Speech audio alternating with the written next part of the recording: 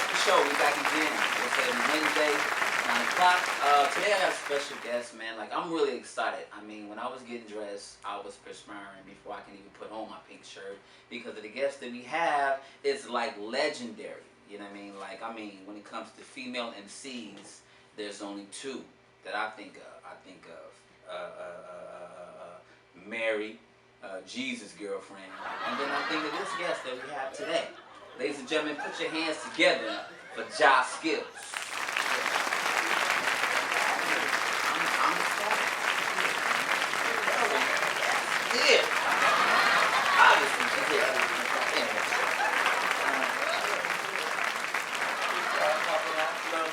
everybody sit down.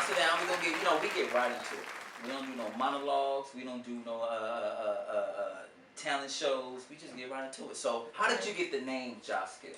I inherited the name from a friend who's a super dope rapper, Okay. Kyrie, and he was the boyfriend of a girl that I was in a group with. So back in the day. Okay, dope.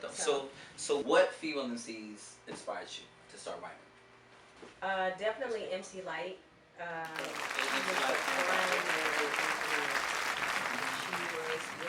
She was the one. She was edgy, she was raw, because she was an intellectual. Yeah. She was, her swag was just, she was dope and she was rough around the edges, but she wasn't grimy, she was fly. Yeah. So, definitely MC Light. Okay, dope. So, we got emails because everybody knew that you was coming in. You say these 3 words. That's just your thing. So what are these 3 words that people are knowing you for saying? What are these 3 words? Definitely weirdo.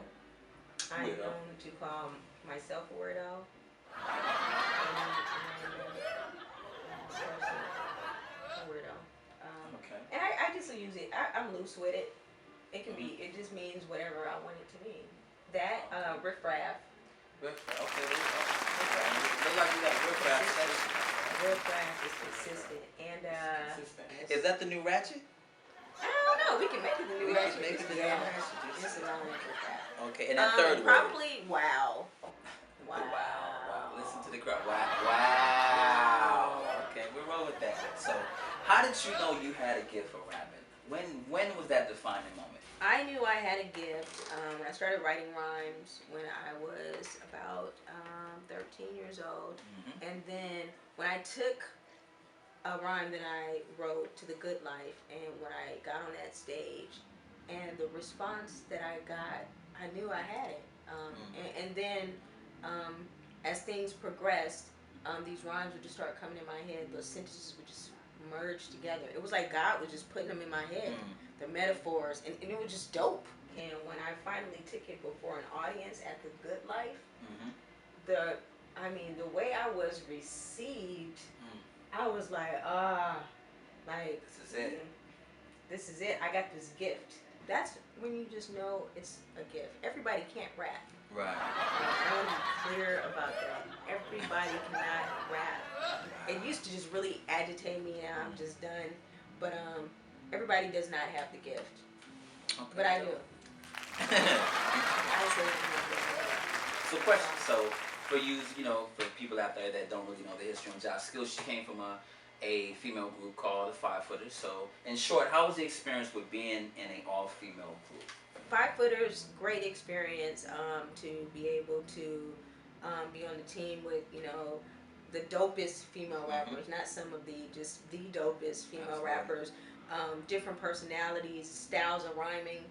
That's why I get so agitated when people are rapping like each other, because it's easy for us to be in a group and we can morph into each other and rap the same, but we didn't. Everybody held their own style, their own personalities, and it was a great gift to learn that sisterhood, that closeness, to go through life together, to grow up together, to experience dating together, and ups and downs, and so that was great. How did Warren G play a role in this whole 5 Footer as well as Jah Skillz career?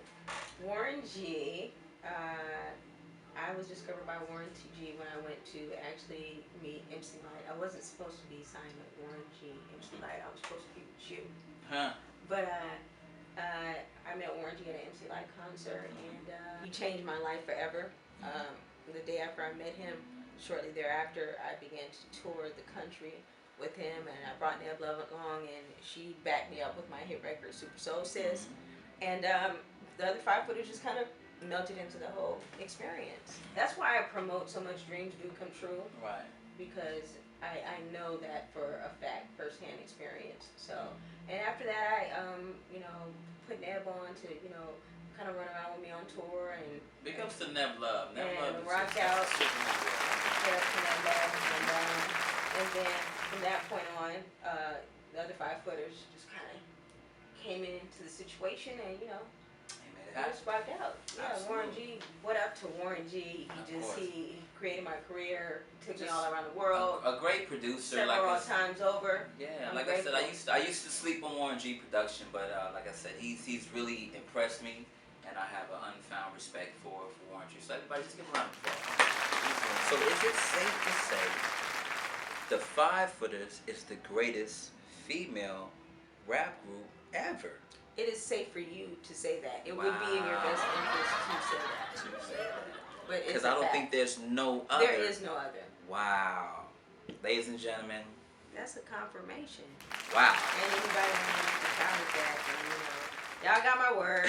Everybody, Five Footers. Wow. I come out of, Jah Skillz zone, and if somebody want to challenge that, but absolutely, there is no other. What's some good things about touring as well as bad things about touring in short? The great part about touring that I enjoyed was I got to see the road at an early age, and it enabled me to have the ability now where I can just up and go. I'm fearless about traveling. I have a nonprofit in Bangkok, Thailand. Shout out to Shamori Pass, who is my business partner. We have a nonprofit called Jamori's Kids, and I'm able to just get up and go because I'm used to, at such a young age, I was used to being called on a Wednesday and say, hey, tomorrow you're going to get up and a car is going to come and get you at 8 a.m. and we're going to Japan. Right. And we're out 17 hours. We're out over here for 15 hours. So it allowed me the opportunity to be able to get up and go. The bad part about it is I'm so addicted to that, and I so easily, if somebody gives me an opportunity, like, hey, you want to go to Australia or something, I'm ready to go, and I don't have other people that are so willing to just up and go on a 17-hour flight like that. So, what is your most successful music project? My most successful is Super Soul Sis, hands down. Y'all really good in that. You said it was something. It's not my favorite rhyme. Right. I have favorite rhymes that Super Soul Sis. They can Google that though, right? They can Google that. Yeah, they can YouTube it. People have chopped and screwed it. They've done all kind of stuff to. Tell them about that story. You said something about somebody pulled up in the parking lot recently. Today. I was shopping at an undisclosed location, and I was looking at a Christmas gift for my nephew, and there was a lot of traffic in the parking lot. A dude pulled up in an old school El Camino Mexican cat, and he was kind of stuck in traffic. He banging out 215s, and Super Soul Sis is just blaring. Wow. And I just got this chill over me, and I felt humbled, and I felt God speaking to me, but that's another story. That's awesome. You're historic. You're walking history. Yeah, absolutely. I'm still low-key a fan. Low-key a fan. You're not low-key. I'm still low-key. You know why? Because there's only a handful of female artists that I fuck with. You know what I mean? So I'm still a fan of that. Thank you. Any females out there right now in hip-hop that you feeling? You know what? To be honest, I'm in a space right now where I'm feeding my spirit with certain things. So currently, I'm not really listening.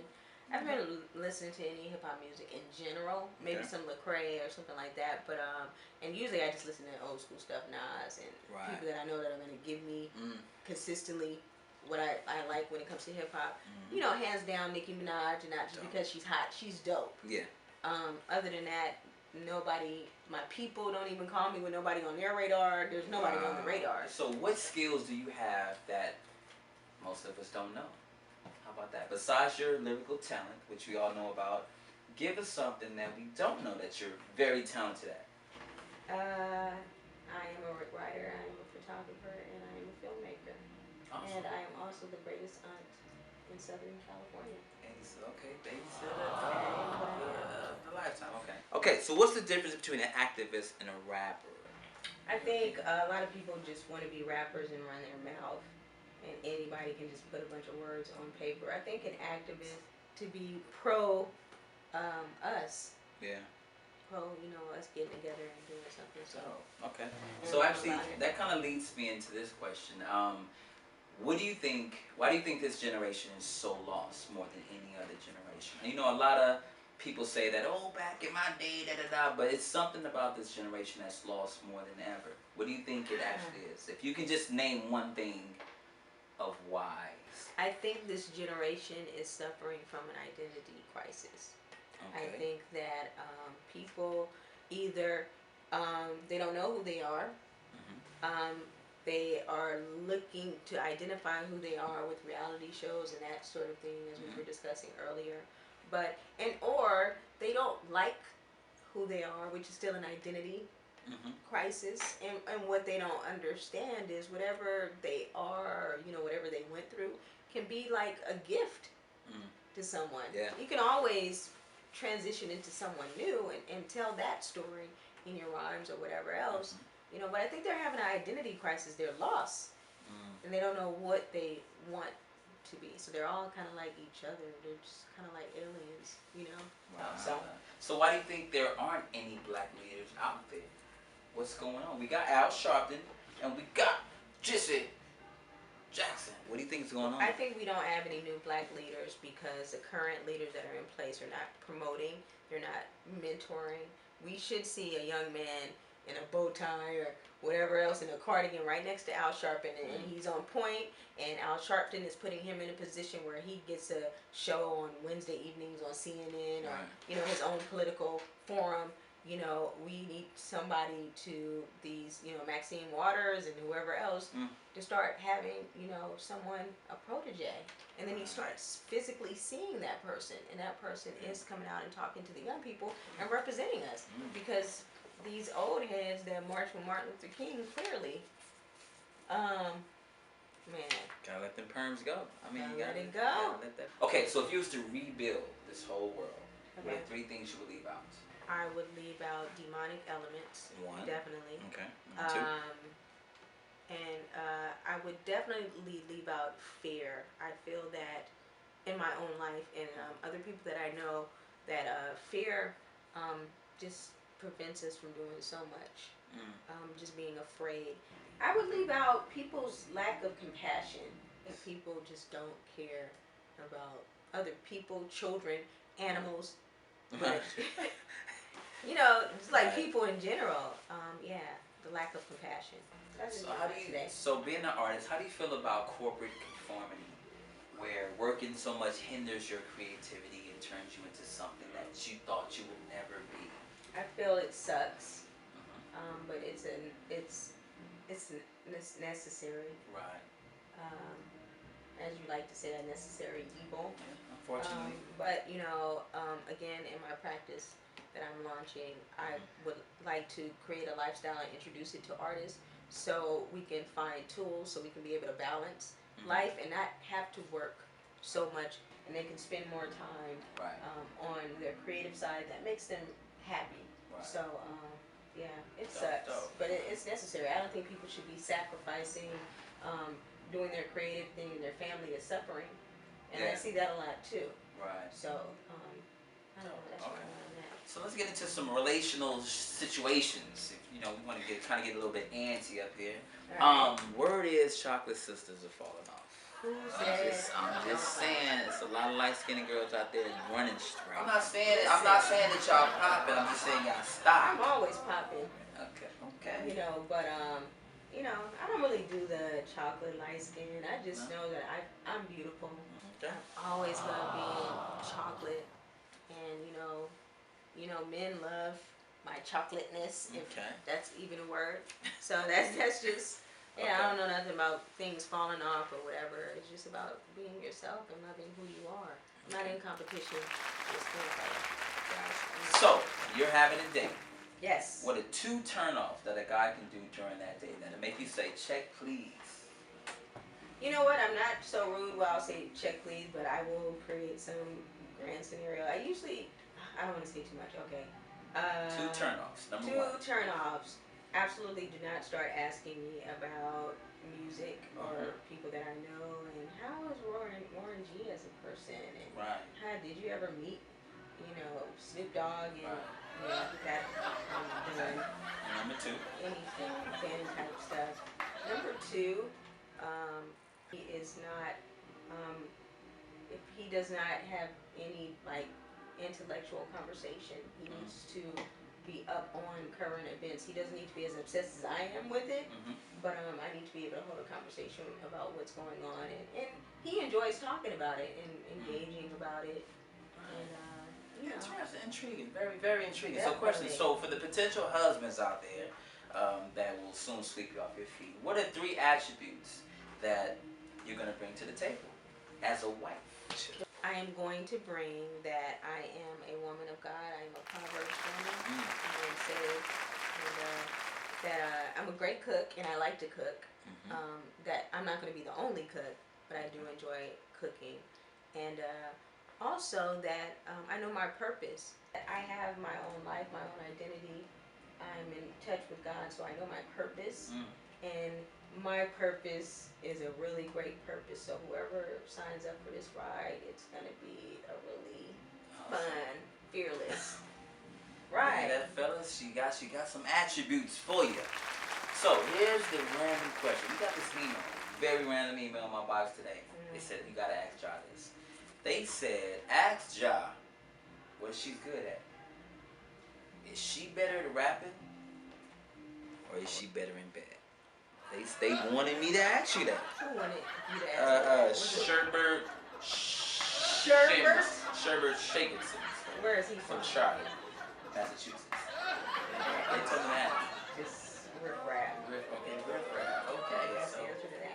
all right, cool. So do you think you're more powerful as a single woman or a married woman? I hope to be more powerful as a married woman, but obviously, as a single woman, I don't have anyone to check in with, and there's a lot of responsibility that comes in with a relationship. I can't not maybe. As a married woman, there are decisions that I always have to consult with my husband.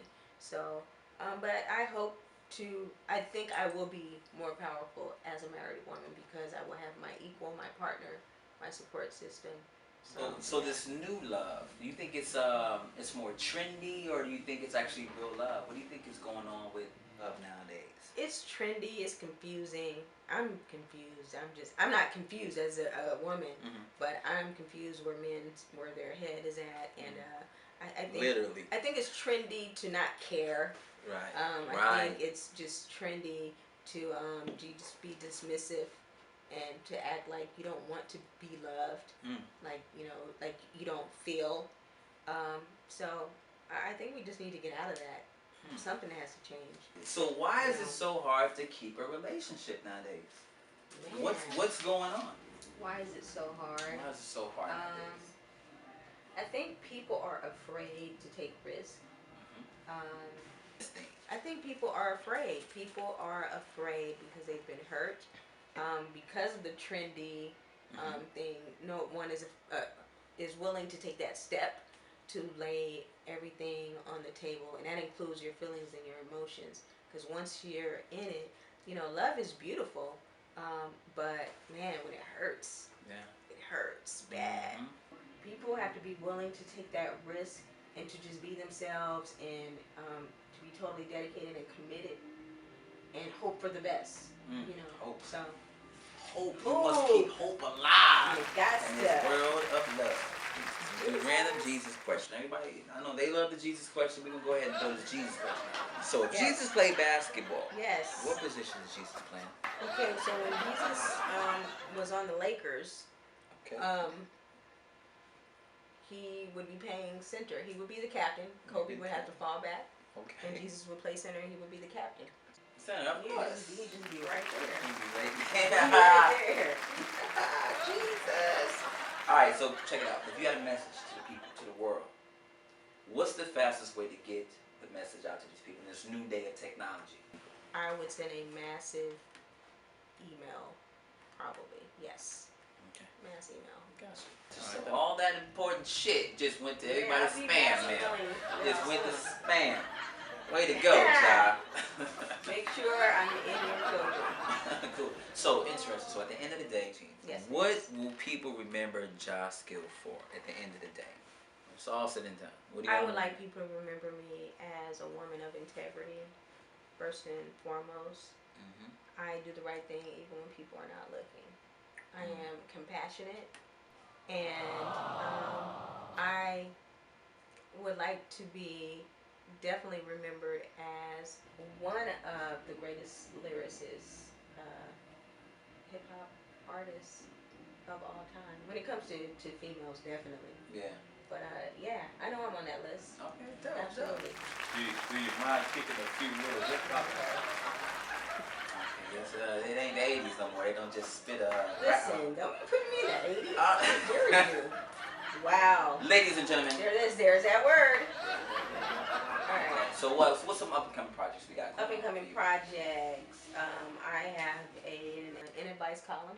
I'm really excited about that. I'm at some point I'm going to be opening my own psychotherapy practice. Mhm. But prior to that, I'm going to be doing some life coaching as well as hood coaching, Okay. which is my new thing. And I'm also working on a docu-film about my story, my life, and my journey in music more so. Okay. It's about more so the music and some other stuff. Okay. And I have my nonprofit in Bangkok, Thailand called Jamori's Kids. Nice. And that's about it. I'm going to be doing life coaching and also hood coaching. Wow. That's Hood so coaching, exciting. that's that new stuff. Yeah. Wow. So how can people reach you? People can reach me at whoisjamali@gmail.com. And if you have questions or letters that you'd like me to answer in my advice column, you can reach me at thisiswhatidoknow@gmail.com. Okay. And you can reach me on Facebook Dope. at Jah Skillz. And of course. at Twitter at Jah_Skillz. Dope. Twitter, Jah_Skillz with Cool. a Z. That's about it. That's it. Ladies and gentlemen, Jah Skillz. Thank you very much. Man, Thank you, that's man. what's up, man. Y'all already know what we do every Wednesday, 9 p.m. Baby, long t-shirt, responsibility, P5, you want them, you can holler at me, you got them, stay fly. I want to thank my studio audience out there, everybody that's helping to make it happen. And we up out of here.